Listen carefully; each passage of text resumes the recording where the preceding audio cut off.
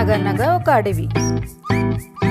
ఆ అడవిలో ఒక చీమ టింగు టింగుమంటూ వయ్యారంగా వెళ్తుంది.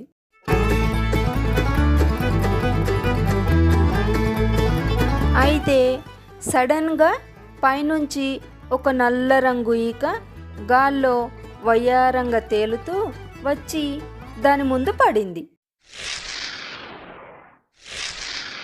అది తీసుకొని చూసి చీమ ఎవరిదబ్బా ఈ ఈక అనుకోగానే కాకి వచ్చి నాదే నాదే కావు కావు నాదే నాదే కావు కావు అన్నది. చీమ అరే భలే అందంగా ఉందే నీ ఈక అని మెచ్చుకుంది. వెంటనే ఒక కోకిల వచ్చి వాలి కూ కాదు కాదు కూ కాదు కాదు అది కాకిది కాదు నాది, కావాలంటే చూడు నా నల్లటి ఈకలు అని రెక్కలు ఎగరేసి చూపించింది. చీమ బిత్తరపోయింది. సరే ఇంతకీ ఎవరిది మీ ఇద్దరిలో అని అన్నది. నాదే అని కాకి, కాదు నాదే అని కోకిల రెండు కొట్లాటకి దిగాయి. చీమకి మతిపోయింది, ఏం చేయాలో తోచలేదు. అంతలో అటువైపు నుంచి వెళ్తున్న ఒక గద్ద ఈ విషయం చూసింది.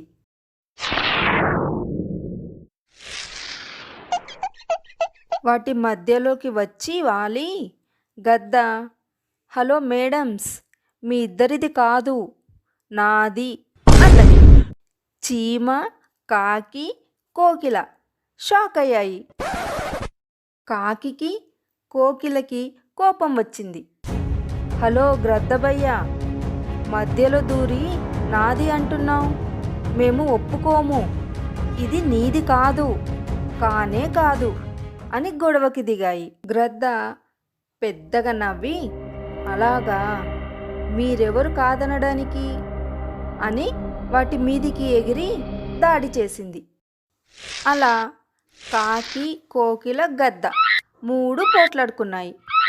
చీమకి ఏం చేయాలో తోచక బుర్రగొక్కున్నది. ఆఖరికి ఒక ఆలోచన వచ్చి వాటిని ఆపుతూ ఆగండి ఆగండి, ఒక పని చేద్దామా, అడవికి రాజు సింహం కదా, ఆయన దగ్గరికే వెళ్దాం, ఆయనే తేలుస్తాడు మీ ముగ్గురిలో ఎవరిదో ఈక అని అన్నది. మూడు ఆలోచించుకొని సరే అని ఒప్పుకున్నాయి. అలా మూడు కలిసి సింహం దగ్గరికి వెళ్ళాయి.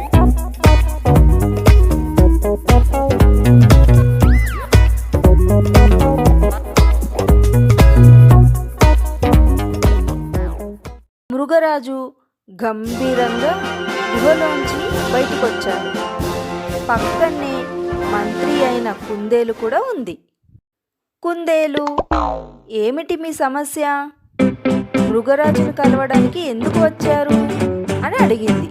అప్పుడు చీమ ప్రభు నమస్కారాలు, ఈ ఈక గాల్లోంచి వచ్చి పడింది, అయితే ఈ ఈక ఎవరిది అని నాకొక సందేహం వచ్చింది.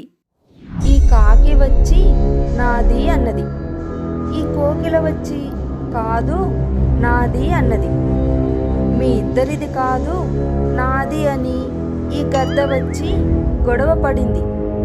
కానీ ఈ ఈక ఎవరిదో తేలలేదు ప్రభు, గొడవ ఆగలేదు, పైగా మరింత తీవ్రమయ్యేలాగా ఉంది, అందుకనే మీ దగ్గరికి తీసుకొని వచ్చాను, దయచేసి మీరే తేల్చి ఈ గొడవకి స్వస్తి పలకాలి అని సవినయంగా మనవి చేసింది. సింహం కోపంగా చూసి గర్జించింది, ఈ ఈక మీ ముగ్గురిది కాదు నాది అన్నది. అవి ఆ అని షాక్ తిన్నాయి. కుందేలు కూడా షాక్ అయ్యింది. అవి ఏమిటి వింత, మృగరాజుకి ఉండేది తోక కదా, ఈక అంటాడేంటి? ఈక ఎప్పుడు మొలిసిందబ్బా అని గుసగుసలాడాయి. సింహం మళ్ళీ గర్జించి, ఏం, ఎవరికైనా అనుమానాలున్నాయా? నాది కాదంటారా అని అడిగింది. అవి బిక్క చచ్చిపోయి, అబ్బే, అలా ఎందుకంటాం, ఖచ్చితంగా మీదే మీదే, ఈ ఈక మృగరాజుదే అని కోరస్గా చెప్పాయి. సరి సరి, ఇంకా ఈ ఈక ఇక్కడే పెట్టి మీరెళ్ళవచ్చు అని ఆదేశించింది. అవి మెల్లగా అక్కడి నుంచి జారుకొని, ఇంతకీ ప్రభువారిది ఈకనా తోకనా అని చర్చించుకుంటూ వెళ్ళాయి.